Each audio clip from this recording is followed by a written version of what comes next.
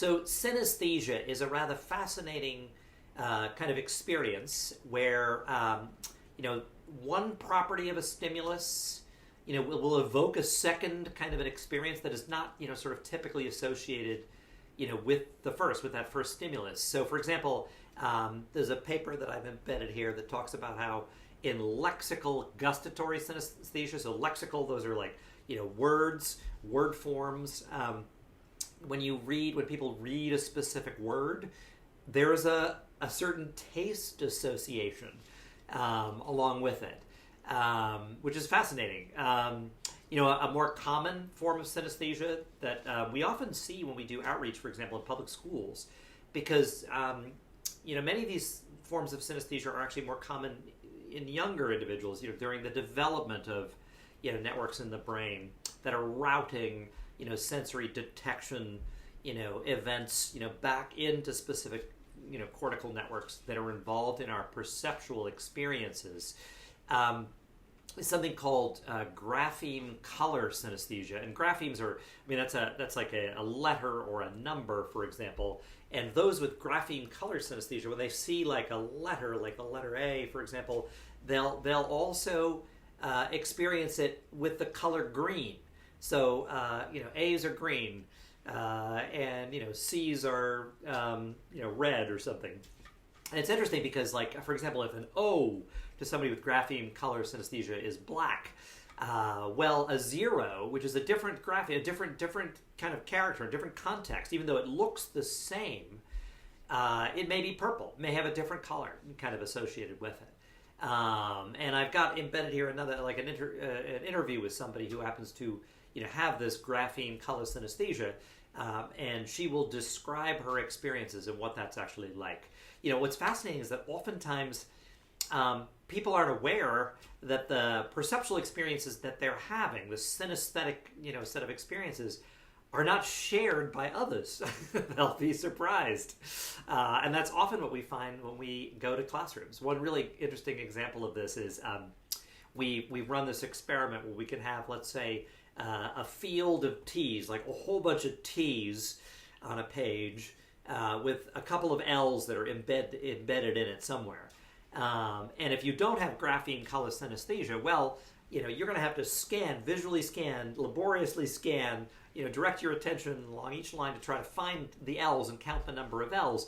But if you are a kid with, grapheme color synesthesia and the L's are, bright yellow and the T's are green, those L's will pop out and you can very rapidly count them. And we've shown, and others have shown in experiments, how those who report these grapheme color synesthetic experiences actually are very quick at counting the number of hidden L's in a field of T's, as long as those two letters are associated with different synesthetic color experiences.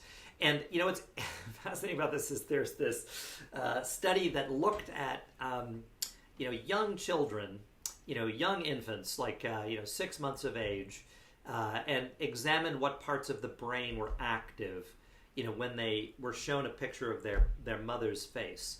And we're learning about the visual system, right? And so the face imagery will strike the retina. It'll be distributed to the thalamus, to the lateral geniculate nucleus. It'll work its way back into primary visual cortex, and then aspects of that stimulus will be distributed along the temporal lobes in the what pathway, and there'll be specific regions that respond to face stimuli. However, in the infant, while you get visual cortex, occipital lobe activation, right? You get the visual responses to the image of their mother, the visual image of their mother. You also see like somatosensory, responses in parietal lobe, kind of visceral responses in the insular lobe. You see auditory responses in the temporal lobe. You see gustatory, taste responses, also in the insular lobe. So you see olfactory, responses. You see all these different, multi-sensory kinds of responses. And then by 24 months, the image, the imaging data shows a much more, specific distribution along visual pathways in response to visual stimuli. So I think that's rather fascinating. And we all may have started out a little bit synesthetic, or much more synesthetic than many of us have, sort of preserved into adulthood. The other thing that's interesting is that even if you don't have a very explicit grapheme color synesthesia, for many of us, if you think about when you were younger, there were particular numbers, and this may persist, for example, into adulthood too, that you had very strong responses to. Like you didn't like the number 3, for example, or you really, this number was very, lucky and you really liked it. The numbers sort of had personalities or kind of felt, aspects to them that are not necessarily inherent in the number, but they certainly were in terms of the distribution of this information in the brain. For grapheme color synesthesia, it's really quite fascinating.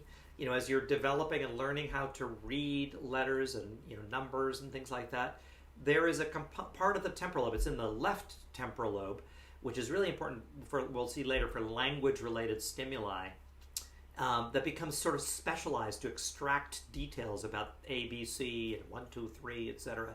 And right next to it is a region that gets a lot of input from specialized cells in the eye. Remember the retinal cone cells that allow us to, detect and then, actually perceive ultimately color, but detect different wavelengths that are striking, the retina.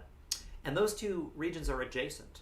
So in those who do not, report any synesthetic experiences, grapheme color synesthetic experiences, you just see that, lexical area, kind of lighting up when you show images, of letters and numbers.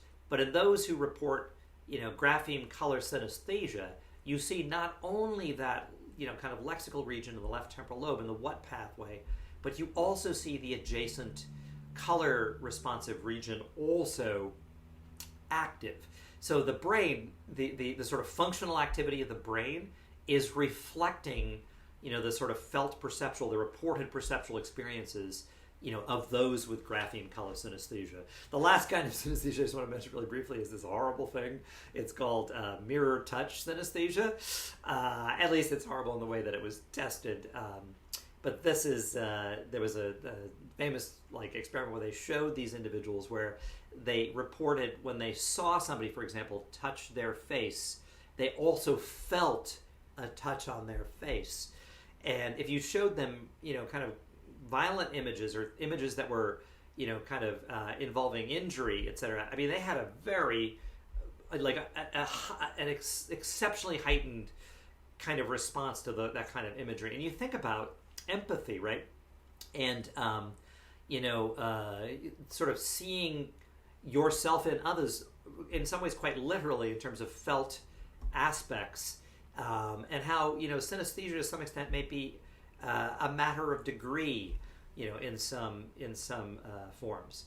So really interesting and fascinating perceptual phenomenon that is, clearly, related to the architecture of our brains. And we'll talk more about this in our class sessions.